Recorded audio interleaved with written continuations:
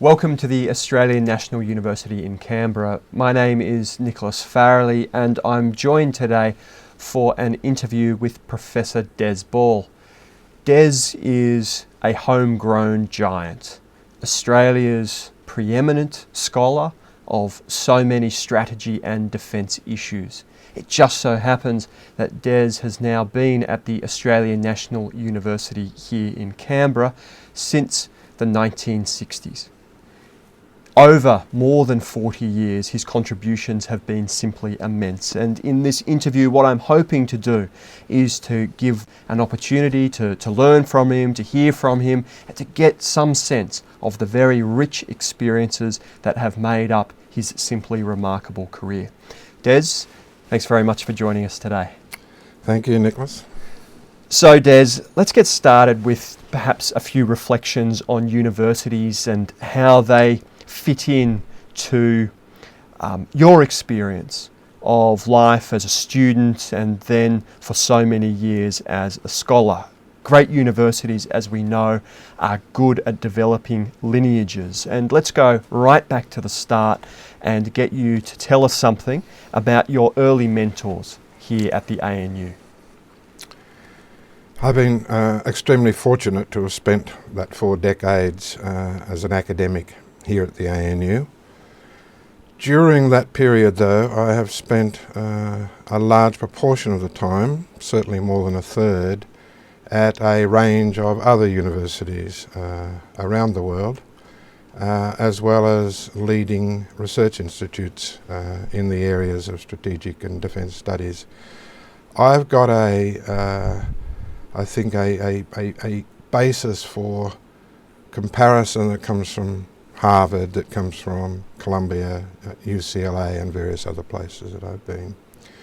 This is a wonderful university at which I've been immensely favoured. All of them have in common though, apart from their mortar, their bricks and their lawns, the people. And they are in each case among the best people, and that's what makes them a good university. But the issue becomes how you sustain those best people, how you regenerate, how you rejuvenate your faculty colleagues so that you have a corpus which is always among the best in the world. And the only way that you can do that is by having individuals in each of those places who go out of their way. And in my case, a couple of people who went well out of their way to smooth a track for you, to bring you up. In a sense, to socialise you, I suppose that's part of the process. But to make sure that there's a continual flow of young people up through the hierarchy.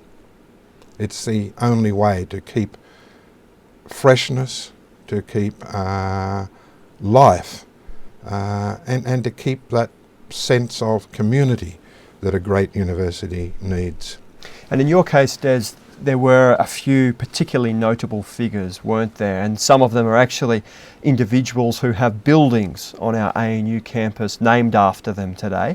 Could you perhaps give us something of an indication of the role that they played in your very early academic career? I think that my career, the early stage of it, must have been in a sense atypical, because I had a whole sequence of people who looked after me, some even doing it without my full knowledge, and certainly doing it in a way that they did not receive the gratitude that was perhaps due to them, because I did not know that.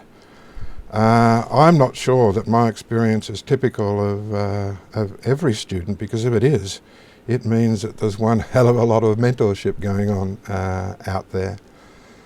I arrived at this university and was taken under the wing of the then head of the political science department, Professor L.F.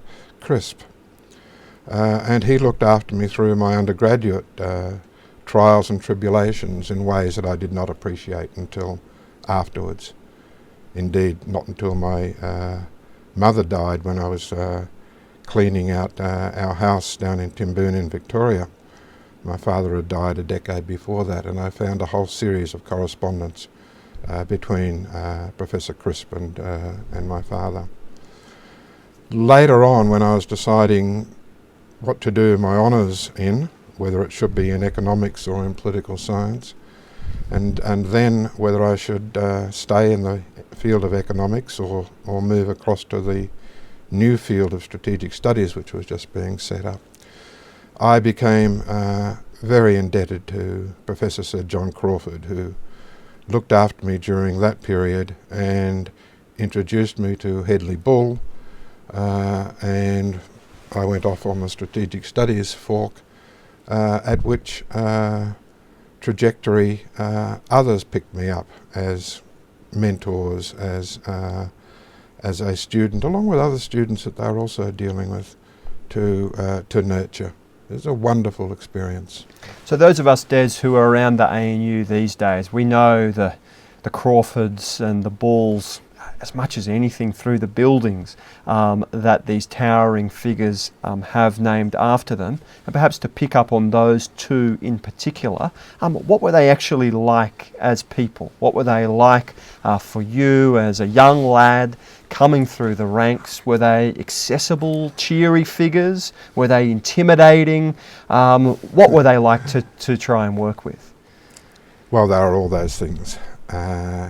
An undergraduate student living in what was then the largest town that he had ever lived in, and even at that stage still only about 60-odd thousand people, standing in awe at these big names, who at the same time were far more accessible, I think, either than senior university administrators or even senior university faculty these days.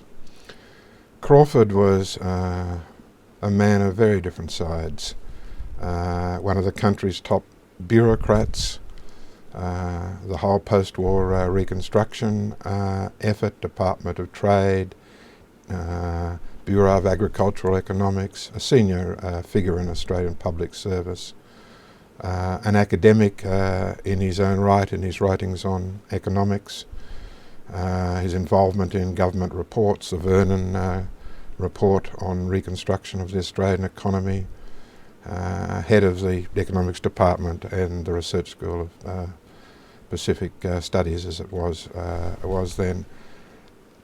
A man who interacted with prime ministers and cabinet ministers on a regular basis. John McEwen was over in his office on one occasion, indeed just soon after Harold Holt died, to discuss high politics in the Chancellery on one occasion when I was working there. But at the same time, shy, diffident, eager to talk to students, a Vice-Chancellor who kept his eye on what honours students were coming out of what faculties and getting to know them personally, to recognise them around the campus if he saw them. And in my case, in fact, then, having seen me very sunburnt one day when I was working, my one day working as a bricklayer, or a bricklayer's assistant, and had got very sunburnt on the top of my back and neck, and he met up with me in the what's now the parking lot between the Chancellery and Student Administration, and said tomorrow morning I was to first thing hand in my notice to the construction company that I'd got the vacation job with and come and start working for him. Someone who recognised undergraduates all around the place, who followed undergraduate thinking and the thinking of junior academics very closely, in part because he was looking for where trends and pressures might be building up that could cause political problems in the Chancellery. This was the days of student revolution, student power, demands for students and junior academics to have bigger says in courseworks and things. You had universities elsewhere in the country being closed down. University of Queensland, Monash in particular, but Melbourne and Sydney. Crawford headed all that off, perhaps by co-opting the student leaders, but whether that was the deliberate strategy or not, certainly through greater interaction with them. Accessibility, which has just gradually, I think, died out over succeeding decades. You've already mentioned Professor Headley Bull. What was he like? Headley was a much different character. He had owed his appointment here at ANU through Crawford. Crawford was one of the ones, the principal one, who believed in the idea of setting up a Strategic and Defence Studies Centre, and who had obtained money from the Ford Foundation to do that, and as part of the building up of that side of the Research School of Pacific Studies, to bring Headley Bull to the Department of International Relations. But Headley was an immensely different character. He had had some years in public service in the Arms Control Agency with the British government in London.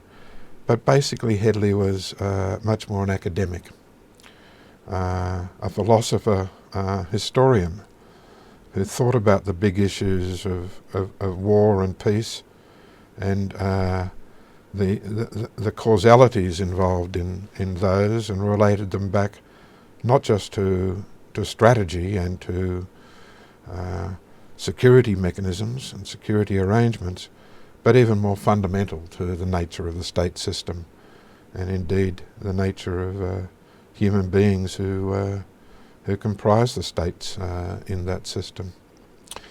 He was a very acerbic character. He loved debating. He loved picking arguments. He would sometimes make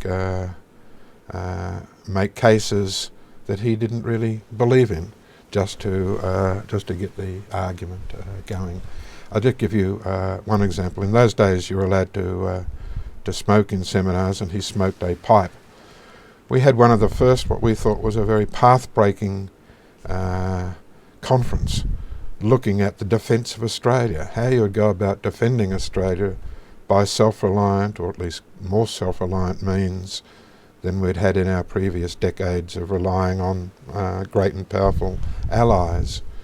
And Headley got up puffing on his pipe and said, I don't really know why all you people who think that you're smart, leading academics in this country are debating such trifling issues. Who cares about the defence of Australia? There are far bigger strategic issues and issues of international relations out there, and put us all in our places, including bureaucrats from Russell Hill. Now, Headley didn't really mean that, because Headley himself did lots of work on Australian defence and Australian security and Australia and nuclear weapons and Australia and arms control, and whether Australia should sign the Nuclear Non-Proliferation Treaty, etc. But in debate, he was always willing to be provocative. And what sort of reaction would that have got when he came out and rained on the parade of those who were hoping to better understand the defence of Australia? On that particular occasion, the group of people sitting in the lecture theatre were somewhat stunned, somewhat taken aback. The way that those issues were usually resolved was that others who knew Headley, other senior academics, Bob ONeill, J.D.B. Miller, who would then intervene and, in a sense, mediate Headley's language in ways that then allowed the discussion to continue. Because there are big issues involved in Australian defence. Big issues of the stability of the central balance, the strategic nuclear end of the picture, through to the stability of the conventional balances and defence postures in our own region, including as far afield as South Asia and the Indian Ocean, through to China and Northeast Asia. That's a pretty big basket of pretty big questions in which Australian defence happens to be embedded. So one of the people who was obviously crucial in your own development as a strategic thinker, Des, was Bob ONeill, who you just mentioned. Could you talk us through how that relationship started and what sort of a role it was that he played in the early days? That's a very difficult relationship to explain. We were two very different people. In my own case, he happens to be the academic, the person with whom I've worked most closely for a longer period, perhaps than anyone else in my life. I was a young, long-haired academic that arrived back here in 1974, with Bob as head of the Strategic and Defence Studies Centre, which he had only come to 3 years before himself. Before that, he was an army officer, a major in the Australian Army Intelligence Corps, had served in Vietnam at the very time when I was protesting our involvement in the Vietnam War, and indeed being arrested for the vehemence of my opposition to that war. We were able to get along and to work so closely together, I think because of other values. Bob ONeill is probably the most honest man that I had come across. His personal integrity was an enormous strength. But he also it wouldn't have worked if he hadn't have also had trust in me, seen in me things which I'm not sure that I had appreciated in myself even at that stage. So that within a few years he had made a position for me in the centre and began formally calling me his deputy. And from then on, for the next half decade or so, in various places with foundations in the United States, Ford, MacArthur, Rockefeller, etc., in think tanks like at RAND and elsewhere in the US and at the IISS in London, we worked pretty much as a duo for that period. I'm sure that I contributed my share of the workload, but in terms of the values that hung us together, those values of integrity and trust, he was out in the front. Could you perhaps, Des, try to boil down the essence of the values that you consider to be most crucial to good academic practice, perhaps picking up some of these threads that you've already introduced, or what would be the key messages that you think all young academics should have in mind when they're starting out in this business? Well, one essential thing for young academics is to get their footnotes right. They're not going to progress very far unless they get their footnotes right. It's one of my bugbears and hobby horses. But to be serious at the other end of the scale,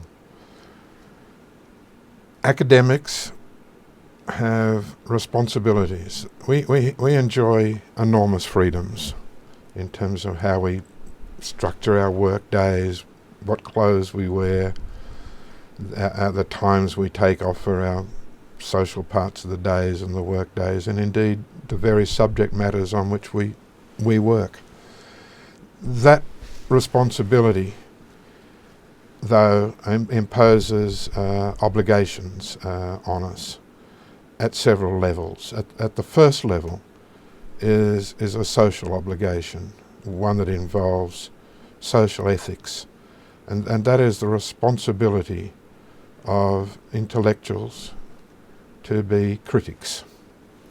It's not enough to say we live in a wonderful country at a wonderful time and we enjoy a standard of living which has been unprecedented in the human race. There are many, many things which we can do better in terms of social justice, in terms of income equalities, in terms of just making better lives for other human beings. And I think we need to keep that sense of social criticism, of being a social critic, always in our minds as academics. Secondly, we have to work on issues of national importance. It's not enough when we decide that we want to set our own research agenda that we happen to be interested in X and Y. There's nothing wrong with being interested in X and Y. It is how you frame it and what sort of conclusions you want to draw out of it, what sort of light it might show on major issues of our day. By issues of national importance, I don't mean following the agenda which is set by government, and I certainly don't mean supporting the positions that government agencies might have with respect to those issues. It may well be that we want to be very critical of that position of government, but we have to take part in that debate. Indeed, we have to frame that debate. If that debate is not occurring at the national level in Parliament, in the media, or the community more broadly, academics have an obligation, I believe, to get out and to push that debate and to push the framework of that debate and to introduce into that framework elements which might not be getting a fair enough hearing. It's called relevance, but it's not the way that relevance is often pictured or pushed by governments or bureaucrats. But it does mean paying attention to what is important outside the academic cloisters and using the skills and the techniques and the brain power which we have in these cloisters to set the terms of that debate and hopefully get resolutions to some of those issues of debate which make things better for us as a human race and as a country. And from the perspective of 2012, Des, do you think we're doing a good job on those points? Yes and no. I still get frustrated around campuses. On the other hand, there is no doubt that campuses are where they're the groundwell from which new policies emerge. And indeed, it may well be that the only reason that they emerge is because you have academics cloistered away, beavering away at in their little areas of expertise in that manner which I just previously described as frustrating. Because in a very real sense, that's how new ideas are generated. By giving academics the freedom to sit there and be sneered at sometimes for their irrelevant interests and their irrelevant work, or the fact that it doesn't appear that some of us are doing any work because it takes a decade for them to get out a book. It can happen that book is what turns everyone's thinking around in that area. And no one else is going to produce that. Governments aren't going to. Think tanks aren't going to. Universities are the only place that can do that. So with all of this in mind, Des, I'd like to take our conversation in the direction of some of the controversies that have emerged over the decades of your academic career. And I'd suggest that you've probably sometimes walked a very fine line between academic scrutiny, activist troublemaking, and of course also government collaboration. And there are many people who you've worked with closely, including some you've already mentioned here today, who've spent large parts of their careers in direct government service, something which you haven't done. And I wonder how you've gone about managing those particular relationships while also being prepared to sometimes be the one who points out the fly in the ointment. Who steps over the line. Luck plays a part in that, to be frank at the outset. In most of the period that I've been in the Strategic and Defence Studies Centre here at the ANU, I've been the academic minority in that centre. Most of the members of SDSC have official backgrounds. They've been military, Chief of the Defence Force, they've been intelligence, they've been in charge of the strategy and intelligence areas within the Department of Defence. There was at least one period when I was head of SDSC when I was the only one with an academic background in the centre, because I have never been dismissive, as some of my academic colleagues are from on occasion, of the expertise which lies in the bureaucracy and in our Defence Force. I have the highest respect indeed for many of the officers in our Defence Force and many of the civilians in our policy making machinery. But I've also made it a point to try and attract some of the best of those out of those places and to the university, where we can work together with our respective inputs from the intellectual side and the professional military or civilian side. It does mean, though, that it is sometimes a tightrope to walk. During the course of a career discussing defence and intelligence issues, I have made many enemies in the bureaucracy. I've put many people offside. Back in the 80s, there were 3 occasions on which the issue of even proceeding with criminal charges against me, 3 occasions in the 1980s, went up to the Cabinet when one of my first books, A Suitable Piece of Real Estate, was published, which some people in the intelligence community thought had gone too far in revealing secrets about American installations in Australia.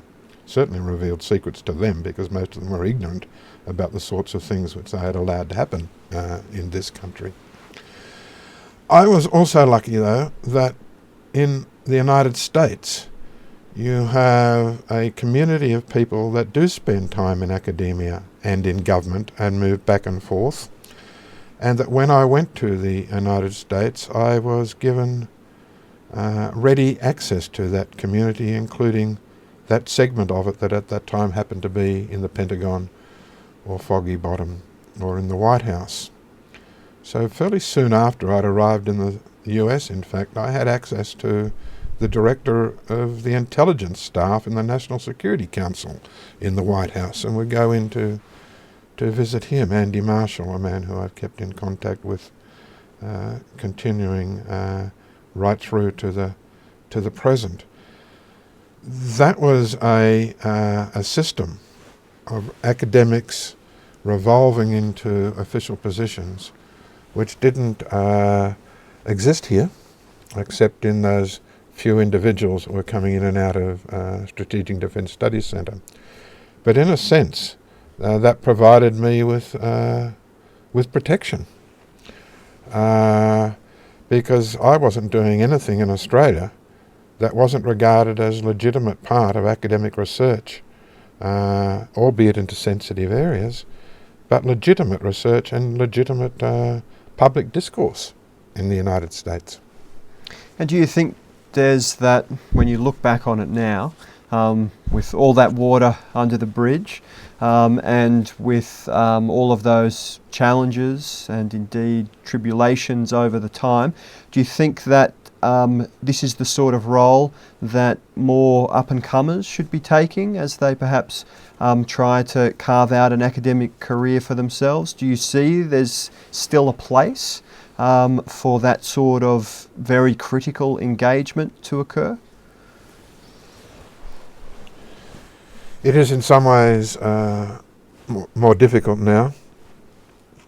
We were also living in a very favourable economic job market in the period when my career started. You could be pretty confident that if you overstepped the mark at somewhere or weren't getting on with colleagues in some faculty at some university, you'd get a job at some other university. That's very different today, though I don't think that that's really the real primary issue involved in your question. I believe that academics do have that obligation, young academics as much if not more than anyone, in that search for truth.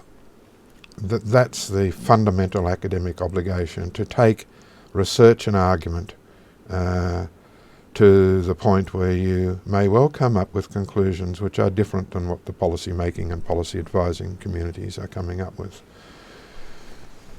Whether or not one takes the next step to political activism, I think is a matter of personal choice. Whether you want to wave placards or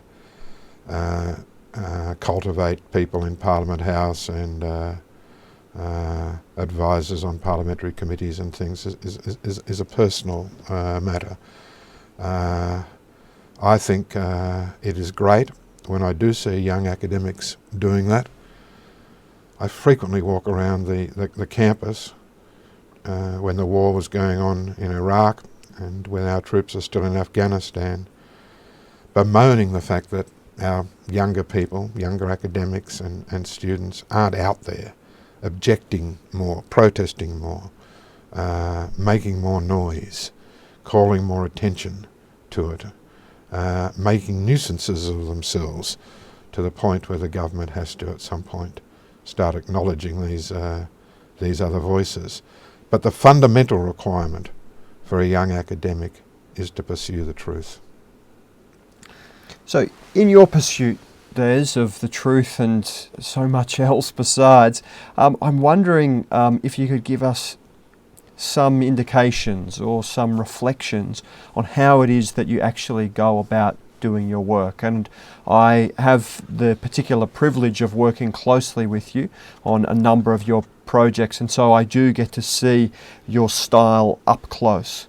But so many people perhaps have never had such an opportunity. So could you talk us through what that style of work looks like from your vantage point? Yes, again, I'm not sure that it is a typical work style or work timetable that can be generalised too much through academia these days. Since I came back to ANU in 1974, I have had minimal teaching obligations. I have from time to time run seminar-length courses, very rarely, and I do get excited sometimes giving postgraduate level seminars on subjects that I happen to be working at the time and are at the top of my level of personal interest. But the notion of putting together a balanced and structured course and spending time interacting with undergraduate students or master students, I'm not sure that I'm good at it. I've never had any enthusiasm for it, and it has not been a weight around my neck during those decades. And similarly, I've been very fortunate that I haven't had much administrative obligations. In the period when I was head of SDSC, and then for a period of a year or so afterwards when I spent a lot of time acting as head of the research school, they're pretty much exceptions in my career. And in those days, administrative loads were not as heavy as today.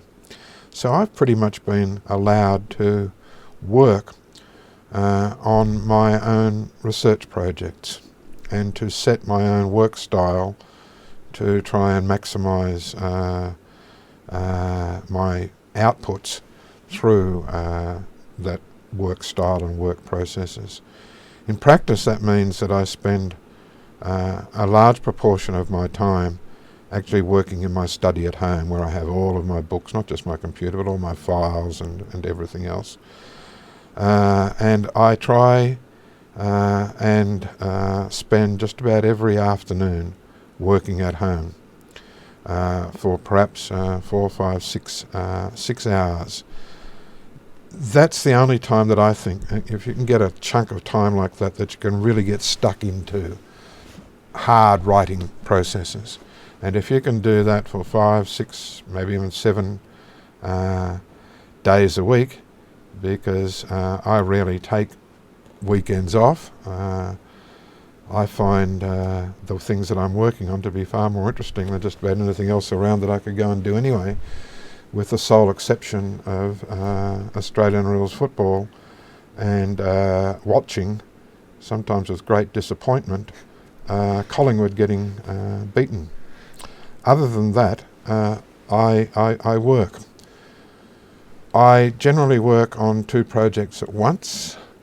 I am writing on one while I'm collecting materials and setting up my filing system in terms of files for each chapter of what is going to be the next book, or collecting the chapters from other contributors for edited publications, so that immediately I finish one project and get that off to the publisher, the other one is ready to start the writing on. Everything's done, it's virtually in place.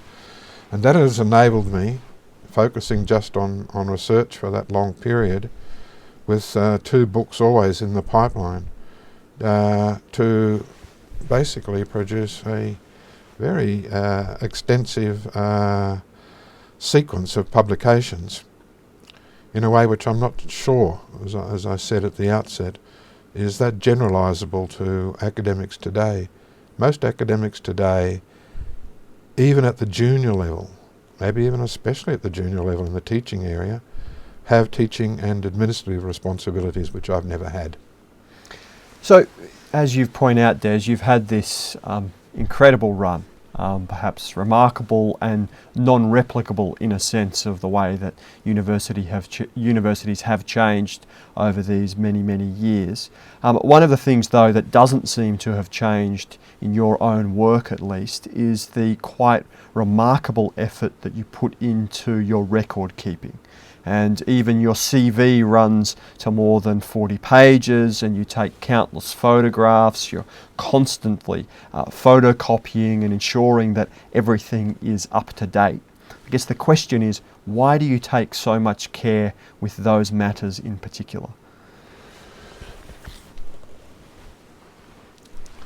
I find, and I would argue strongly with every PhD student that I take on pretty much at the outset, that your filing system is your single most important research asset. Whether you keep that in bookmarks on your computer or in other electronic form, or whether, as I do, you keep printed versions, hard copies of everything. It goes into files, so that whenever I'm researching that subject, I have it at my fingertips. I think that it's more difficult. Academics these days can't even be sure that they're going to be around in an academic post in 5 to 7 to 10 years, let alone be doing research on those subjects at that time. My filing system has become an integral part of the development of my whole professional research corpus of knowledge and ability to get that knowledge out, because you can be drawing on that decades later and putting it together so that you can draw on it decades later in a way which is a little bit beyond the time frames of young academics these days.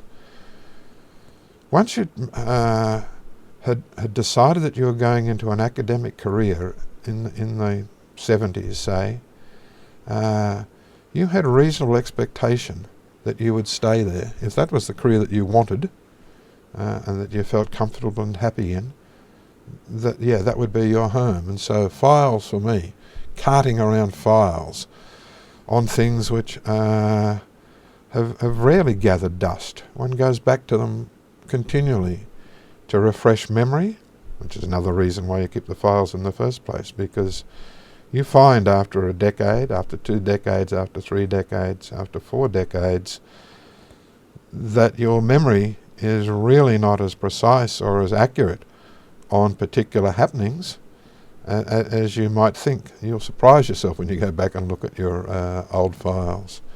So yeah, files to me, keeping records, not necessarily administrative records, but records of discussions, records of when you've thought of something or someone's told you something that at some point you're going to want to follow up, and it just doesn't disappear when those brain cells dissipate. You have it in your filing system for as long as you maintain that system. So something else that you've kept up on a very consistent basis over many years now, Des, is a quite phenomenal series of field trips. So you're almost constantly either planning for or recovering from a stint in the field. Why is that so important to you? I think fieldwork is critical to academic life. And in saying that, I'm in no sense putting down the reading, the referencing, and all the other aspects of scholarship. They are also fundamental, but they're not sufficient. To, I think, really be at the front end of your field, you've got to be out there testing hypotheses, testing the conclusions of previous literature that you've come through in your literature searches, testing them on the ground. I'm an empiricist. A colleague, James Cotton, once called me a hyper-empiricist. I'm an inductivist, even though I am quite aware of the fundamental philosophical problems with inductivism. But I think that when it comes to opening up new areas of defence of Australia, you have to get out there and you count the number of hospitals in the Northern Territory and the number of bridges in the Kimberley and the extent of the tidal flow up the rivers in the Gulf of Carpentaria and the other aspects of infrastructure before you even know that a Defence of Australia posture is credible or possible. You have to go and you have to look at the contingent areas of operations. If you're looking at nuclear strategy, you don't just count the numbers of missiles on each side. I spent a lot of time actually going and looking at the command and control systems that was required to bring all those weapon systems together, whether it was taking photos of VLF communication stations at Northwest Cape or sitting underground in the command centre under Cheyenne Mountain in Colorado. And by looking at that and by studying that, then thinking, even though parts of the system have been duplicated or put underground, they're not going to survive the very nuclear exchange that they're supposed to be supporting and directing and controlling, which leads you to the conclusion that very soon, after the outbreak of any strategic nuclear exchange, the ability to control that exchange is going to go out the window. And in the case of my work in Southeast Asia and civil conflict in Timor or along the Thai-Burma border, I don't believe that can be done without getting out into the bush meeting up with those who are involved, trying to understand what their motivations are, what their objectives are, what they're on about. That unless you're doing that, all you're really doing is regurgitating what your academic predecessors have done. Fieldwork is the only way. Scientific experiments in the laboratory, in other parts of academia.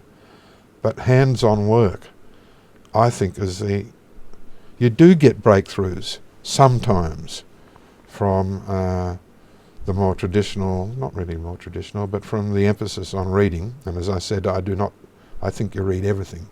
I think you read everything that you can come across. But you get more breakthroughs, you get more insights, you're able to take ideas in different directions by getting your hands and your boots dirty out in the field. You have, Des, over these many years certainly taken plenty of ideas in so many different directions, and many of those who are digesting this conversation will already appreciate just the incredible quantity of work that you've produced over the years.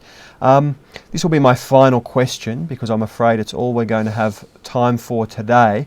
But with that, I'd like to ask you perhaps to reflect on that vast array of work that you've produced over so many years now, and give us just the one or two highlights for you personally. What have been the most satisfying, the most special contributions that you think you've made over these very many years? I can't do that with one or two examples. I'll give you 5 if you like, If you Des. give me 5, then I would say my work on nuclear targeting and controllability of nuclear war, which had a major impact on policy thinking in Washington, and really turned around that whole issue of controlled escalation and nuclear war fighting, just to say that this was absurd. And I think the impact of that was enormous. I think that the work on Australian defence, in terms of, first of all, showing how Australia could defend itself by controlling those northern approaches, by giving more emphasis to air and maritime and underwater capabilities, restructuring our defence force, where SDSC was really at the conceptual forefront of that transformation. That was very satisfying. I had another project looking at Soviet signals intelligence and how the Soviet Union obtained its strategic early warning of global strategic developments by intercepting signals in part through diplomatic establishments, embassies, consulates, trade missions, military attaches, offices. That was incredibly exciting. I went to dozens of countries around the world, looking at over 100 Soviet diplomatic installations. Nothing ever came out of that in terms of the major book. The major book would have been finished just as the Cold War was coming to an end, and publishers just simply were not interested in a technical book on that subject. But in terms of excitement and interest, and indeed even importance, because the product of that was fed into other research, then that was pretty satisfying. My work on institutionalising regional security cooperation in the Asia-Pacific, while maybe not as intellectually satisfying as some of the work on nuclear strategy or Australian defence, has been very satisfying in terms of the machinery which has been set up. Organisations such as CSCAP, the Council for Security Cooperation in Asia-Pacific. The recent report on Australia and the Asian century highlights, or specifically mentions, 2 institutions which the government believes warrant further support and are highlighted in that report for its contribution to Australian engagement in the region. One is the Shangri-La meeting of Defence Ministers in Singapore each year, and the other is CSCAP. I've been involved in both of those, in getting both of them set up, and in the case of CSCAP, in the subsequent 2 decades now that it's been running. That's very satisfying.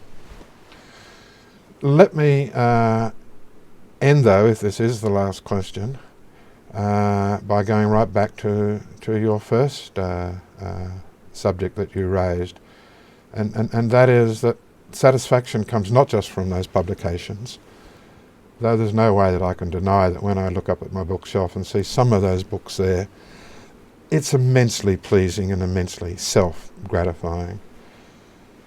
But in addition to the publications, there is what you contribute to sustaining this fantastic academic institution, and that means basically working with young people. And in terms of satisfaction that I've had over this 4 decades, the publications, very, very, very nice.